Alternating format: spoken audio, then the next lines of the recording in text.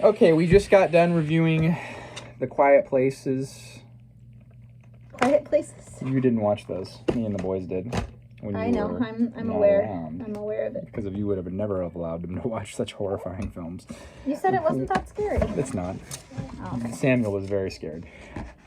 Great. He'll probably be coming in my room later with a nightmare. 1991. It's the year my brother was born. I would have been 4 years old when this movie... No? It's almost his birthday. I would have been 4 years old when this movie came out. It came out in October of 91, and it kind of plays like a Christmassy movie, although there is no Christmas decor. Okay. Directed by John Hughes, hour and 42-minute runtime. Curly Sue, and this is your personal DVD copy. Side note, this is my favorite style of DVD box. This type of box was pretty much only produced in the early era of DVDs in the early 2000s, where it's got a snap, all cardboard with a plastic insert, and then the scene selection right there. So you don't have to lose that scene selection card. It's just printed right on the box. So let's talk a little bit about this movie. John Hughes, he died in 2009 at age 59. That's really sad. This was the last movie that he ever directed. 59 is so young. He wrote a lot of screenplays and he wrote a lot of stories for other people. So for the year before this, he wrote the screenplay for Christopher Columbus for Home Alone. That came out the year before Curly Sue, but this is his last official film that he Columbus? directed. Yep. Really? Mm-hmm. Okay. That's his name. I know. The director, I've seen that before. The director of Home Alone. Not that Christopher Columbus that sailed the ocean blue in 1492.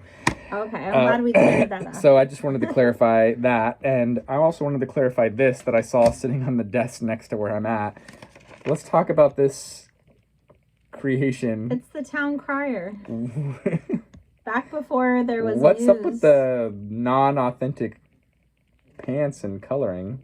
Why is... It's your children's creativity. It can be whatever color they want. Okay, so that has nothing to do with the movie, but it caught my eye. This movie is considered to be the worst of John Hughes. Perhaps that's why he didn't direct anymore. Lies. Nah, all lies. Don't believe it.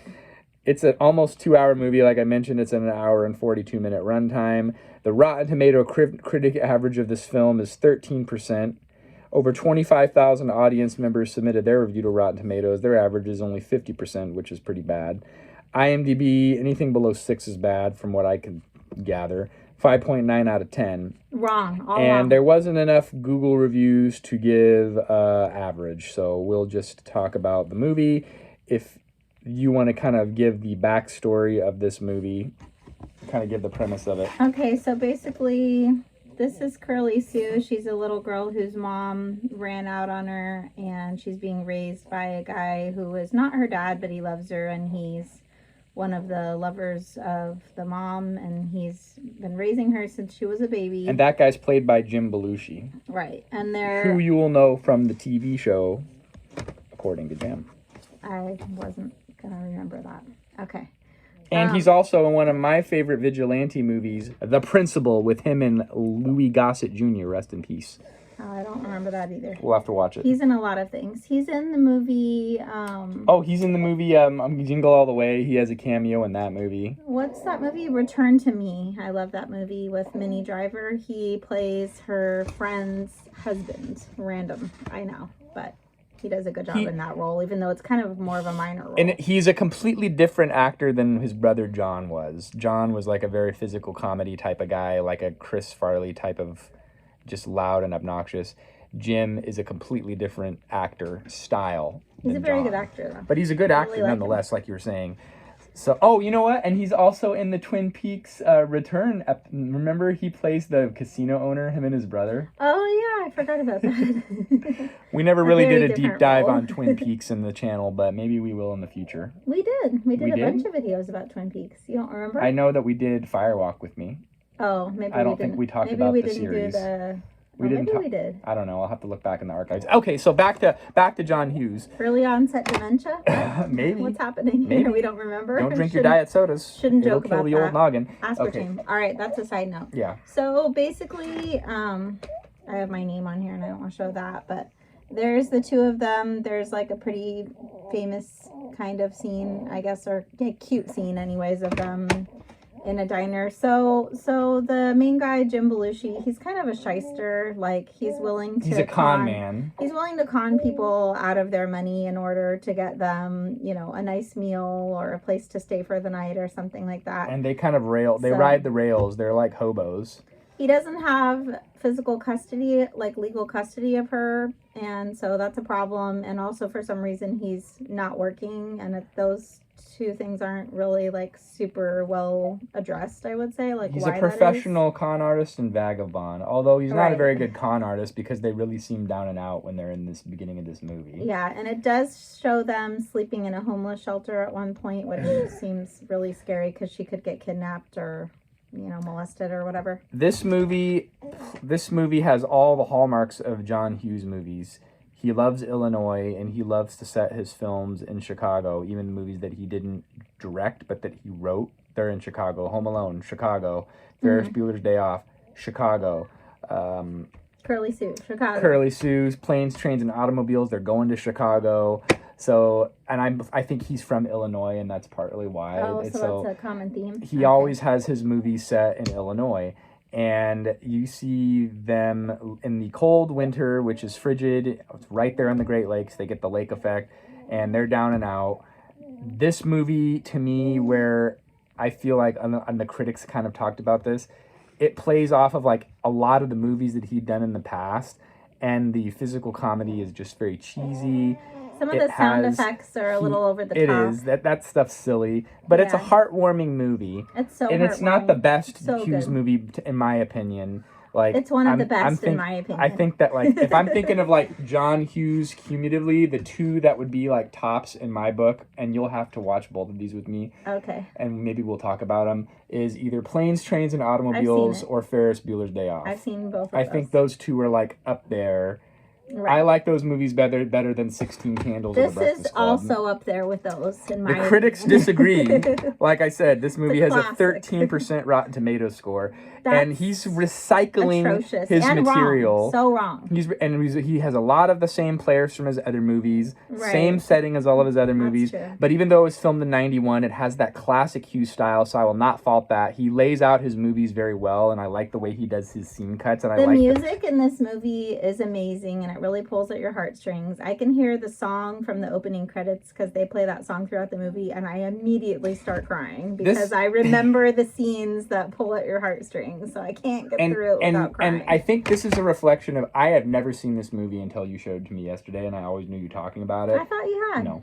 But I did not grow up watching this movie, and you said you did. rented this movie on video cassette all the time when you were a kid. I'm surprised we didn't own it. We rented it over and over and over because I love this movie so much. So I see this story, and a lot of his stories are totally like crazy, like the Planes, Trains, and Automobiles thing. Home Alone is not believable either, in my opinion. There's a lot of his movies that are outlandish. So if you would accept it as just pure entertainment, people did not like the story. They felt that it was totally unrealistic because of, like, they basically scammed this lady who's a highfalutin divorce attorney in Chicago. Right. She Her thinks name is that Gray. he has this little girl hit him with a board, and you want to believe that this little girl is strong enough to give him a huge goose egg on his head, and we're in the middle. We're rolling tape here. Just wait. A couple minutes, just wait a little bit here. Well, go tell Charlie to get it back. When you have as many kids as we do, it's chaos and insanity all the time.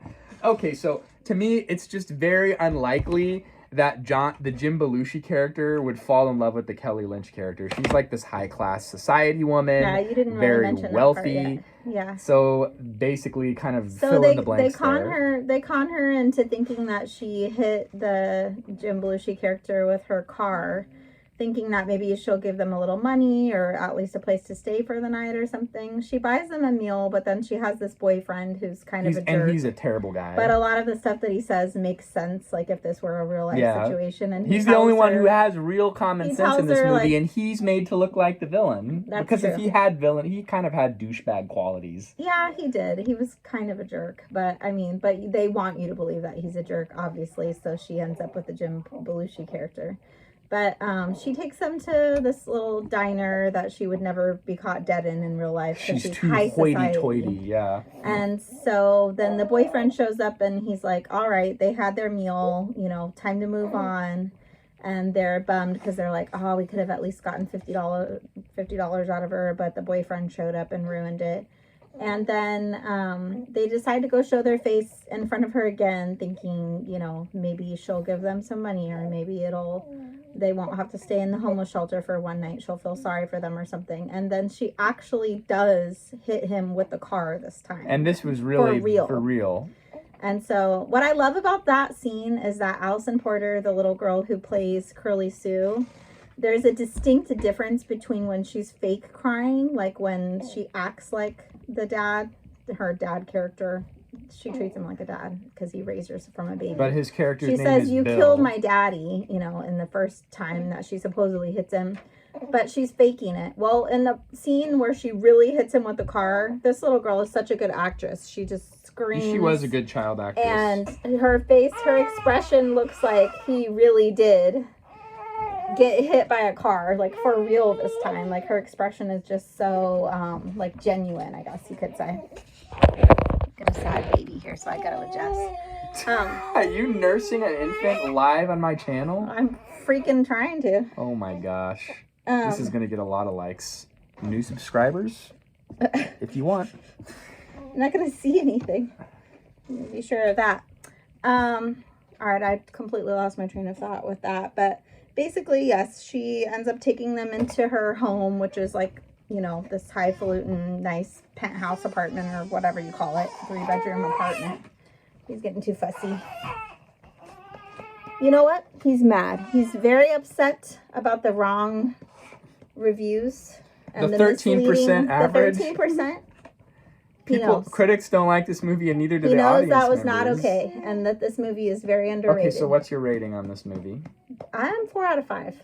And I'm not 5 out of 5 only because I reserve that for like Sound of Music, you know, probably Anne of Green Gables, which we might review later. I'm probably 5 out of 5 on that. You know, the only reason I'm not 5 out of 5 probably is because when I watch it as an adult, like, okay, I guess it is kind of far-fetched that she would fall for like this guy who was homeless and didn't have a job up until, you know, the moment they fall in love. He goes and gets a job that day. She dumps the boyfriend who's a douche, and then she goes with the vagabond. How did he get a job that same day? Like, that was a little unrealistic. Like, he goes out, I've been unemployed for 7 months. Granted, and this guy gets a job in a day. I think he wasn't as picky as you are. That's also very true. He did get a job. There are many things that I do not want to do. And you need to work on that. Yes. I have many faults, and that is one of them. Time is running out. Well, so, we all have faults. I'm sorry, but your beloved Curly Sue, I'm 2.5 out of 5. 2.5? That's atrociously low. I think you need to reconsider. You had a lot of laughs. I had a lot of laughs, but then I started reading about it, and I'm just like, it relies so heavily on the common tropes that he goes from, is what the critics would say. There's your problem. You can't read about it. You got to go with how you feel, not see you let other people influence you. I don't know. It was good, but it wasn't great. I'm like borderline. I'm 3 out of 5 at the most. What's great about this movie is the continuity and the foreshadowing of. There's contradictions. To it. First, the ladies. Ring, that's very important. First, the Kelly Lynch character, the senior partner, is telling her that she needs to like take it easy, and she's too intensive an attorney. And then when she's like, I'm dipping out, I'm not going to be this high-powered divorce attorney anymore. He's like, I never thought you'd be the one to leave. Like. And he was the one telling her she needed to slow down. All family values, and he's like, I never thought you would be the one who would go all family and quality of life on me. It's like, you were the one who told her that she didn't know anything about being married or having a child, and that she needed to stop. But there's good foreshadowing, because he says, you need to stop going 100 miles an hour or you're going to hit something. I will say, the god of the movie reviews, Roger Ebert, said this ranks with John Hughes' best work, which he gave it a 3 out of 5. Come on. He only gives a 4 rating at max. He gave this movie a 3 out of 4. He said it wasn't the best movie, but it was an enjoyable movie. And I just do not disagree that it's not the best. I disagree that this is amazing. This is not the best John Hughes movie, like I mentioned early on. I just think that's wrong. Don't listen to that. It's Please watch it. It's That's so fine. good. I want to So hear good. what you folks have to say in the comments down below. We're running late. We're What almost I at love about 15 this minutes movie here, too so let's is wrap it that up. it's an advocate for orphans Okay, so and for that was- children being treated Yeah. in the right way. That's very and true. they do show That was a her. good message. I'm gonna say like spoilers because one of the most heart wrenching moments is when they do put her in like foster care for a little bit, or like the care of the let's state. talk Wait, about. let me Okay. finish. And then when she comes out after the lawyer gal pulls some strings to get her out of there, she says they cut my hair, which is one of the lines I always remember. She has this luxurious, curly, full head of hair. They cut her hair without her permission and put her in mismatched shoes, just kind of showing that the state doesn't care about you. Give a rip about you, basically. And I'm finding that this is where the critics were wrong because of they're just like, they missed the message of this movie. That is the central argument in this movie from Hughes. They're just like, oh, Hughes is just saying like wealth equals a better life, which goes against a lot of his other movies. And that's not the main message of this movie. He's kind of showing like the Belushi character he knew how it would be if this girl was in the state care, right? Right. And then she gets into the state care and it's not good. And that might not be true of everybody. I'm not speaking out against foster care or CPS but I hear a lot of bad stories. That one kid that died, his parents did some violence towards him in LA County, and CPS knew what was going on and they looked the other way. It's just such a flooded system and it's such a big system. Right. It's not. And a lot of times the kids that need help seems like they don't get overlooked. So I think this is his take. If we're digging deep into the hidden meanings of this movie, which is evident because it's in the film, he is not a fan of the state health, the state the state adoption and child welfare. So that to me is the central argument of this movie. And it's look past the fact that her life has changed when she gets adopted into a rich woman's life, but it's showing like, look how your life could be if you let this kid go into state service. And Jim Belushi was trying to keep her from that life. Right. If you remember when we talked about the movie Where the Heart Is and how she had abandonment issues because her mom left her when she was 5, I feel like this movie explores like similar themes. Her mom is not around, so she talks about how she feels like she doesn't really need a mom because she knows everything she needs to know. But then and then the ring, the theme of the ring, she gets her ring stolen by this homeless guy in the homeless shelter. Like while they're sleeping, he takes the ring and pawns it.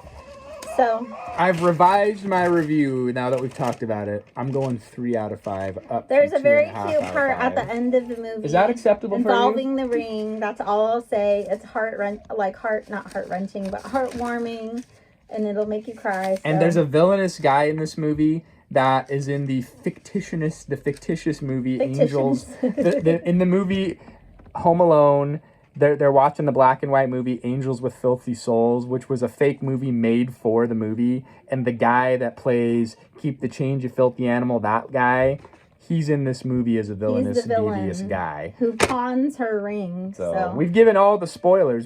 She believes that if she gets that ring from him with a note, that means that he has abandoned her because he found her a mom. So anyways, I won't say any more, but are you happy that I upgraded my review from 2.5 out of 5 to 3 out of 5? Is that acceptable? I'm sorry, no. It needs to be a 4 out of 5 because this movie's amazing.